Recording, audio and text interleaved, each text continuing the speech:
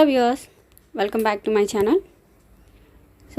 आप इस वीडियो में देखेंगे how to improve hand writing. इस डिजिटल जनरेशन में जहाँ ज़्यादातर हम कीबोर्ड पे काम करेंगे, इसमें हैंड राइटिंग की क्या अहमियत रहती है हम इस स्टेटमेंट में देखेंगे। तो पहला हम इस स्टेटमेंट को पढ़ते हैं। Handwriting activates the brain more than keyboarding because it involves more complex motor skills and cognitive skills.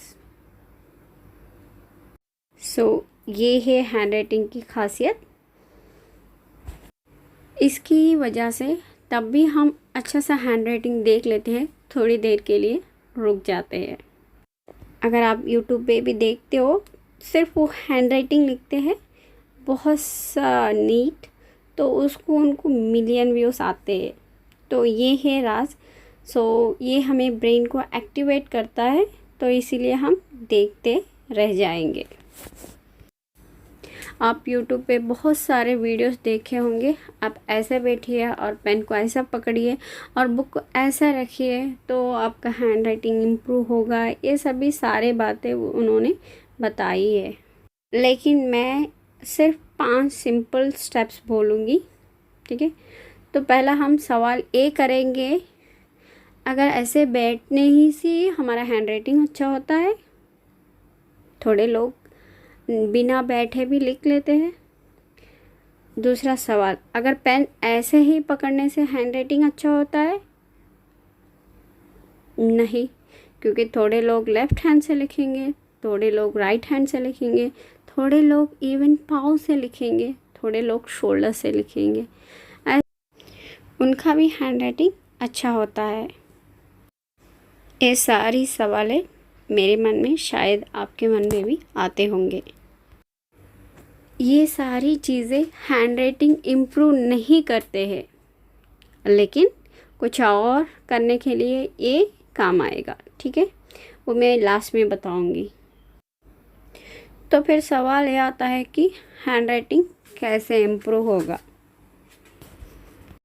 तो कंक्लूजन ये है कि अगर आप ऐसा बैठे या कैसे भी बैठे या किस हाथ से लिखे, पाँव से लिखे, किससे भी लिखे, उनका भी हैंड राइटिंग बहुत अच्छा होता है, क्योंकि इन सब में थोड़े कॉमन पॉइंट्स है जहाँ पे वो वर्क कर रहे हैं, तो इसीलिए उनका हैंड राइटिंग बेहतरीन है। तो मैं आपको एक निमोनिक बताऊंगी, तो उसके ज़रिए से आप अच्छे से याद रख सके मैं जो बोल रही हूँ। वो निमोनिक है SPS और CI।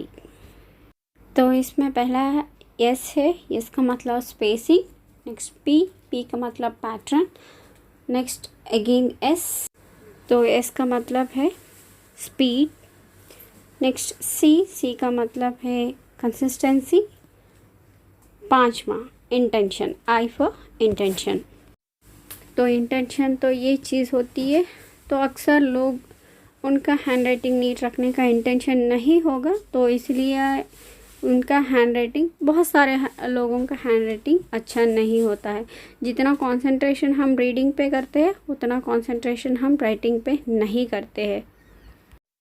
अगर बात मम्मीज के भी करें, जितना कंसंट्रेशन वो रीडिंग पे करवाते हैं अपने बच्चों के हाथ, राइटिंग पे वो बिल्कुल नहीं ध्यान देंगे। अभी नहीं, मैं भी नहीं दी थी। रीडिंग टाइम पे हम तो रहेंगे, मौजूद रहेंगे उनके पास, पर जब राइटिंग की बात आती है तो हम बोलेंगे उनको आप खुद लिखिए, हम जाके काम करेंगे। तो इसकी वजह से उनका हैंड राइटिंग अच्छा नहीं होता है। मैं ऐसे नहीं बोल रही हूँ, आप जितना टाइम रीडिंग पे बिताया अपने बच्चे से, और राइटिंग पे भी बिताइए, फिर काम कौन करेगा। तो इसीलिए बट ऑफ कोर्स एटलीस्ट 1, 2, 3 या 4 लाइन तो भी उनको लिखाना चाहिए। नीट हैंड राइटिंग लिखने के लिए उनको मोटिवेट करना चाहिए और उनके साथ में ऑब्जर्व करते रहना चाहिए। इन 5 चीज़ों में एक चीज़ ऐसा है, अगर वो अभी आप इम्प्लीमेंट कर दोगे तो भी आपका हैंड राइटिंग इम्प्रूव होगा। तो वो है स्पेसिंग। अगर आपका हैंड राइटिंग अच्छा भी ना हो बट आप यूनिक स्पेसिंग देते हो वर्ड्स के बीच में, तो ज़रूर आपका हैंड राइटिंग 40% इम्प्रूव होगा। अगर मैं जो बोली वो टेस्ट करना चाहते हो तो आप टेस्ट कर लीजिए। आप अपना हैंड राइटिंग का डिफरेंस आप खुद ही देख ले सकते हो। नेक्स्ट चीज़ हम बात कर रहे हैं कि पैटर्न, मतलब आप जिस पैटर्न में लेटर्स लिखते हो वही पैटर्न को आप कंटिन्यू करिए थ्रू आउट योर स्क्रिप्ट। अगर आप H लिखते हो तो ऐसे ही लिखिए, G लिखते हो तो ऐसे ही लिखिए। जैसा आप लिखते हो वैसे ही पूरी जगह उसी पैटर्न उसी स्टाइल में लिखिए। आप स्टाइल बदलाइए मत, फर्स्ट सेम लेटर। नेक्स्ट हम बात करते हैं स्पीड की। तो हैंड राइटिंग नीट रहने के लिए एक सिंपल फिलॉसफी है, आपका स्पीड कम होना चाहिए। अगर जो लोग अच्छा लिखते हैं वो भी अगर स्पीड में लिख देते हो तो ऐसे ही लगेगा जैसा डॉक्टर्स का स्क्रिप्ट। इसीलिए स्पीड बहुत मैटर करता है। तो आप हैंड राइटिंग इम्प्रूव कराना चाहते हो तो पहला आप बहुत स्लोली स्टार्ट कीजिए। ध्यान स्पीड पे मत दीजिए, ध्यान लेटर्स को सही तरीके से लिखना और सही स्पेसिंग पे ध्यान दीजिए।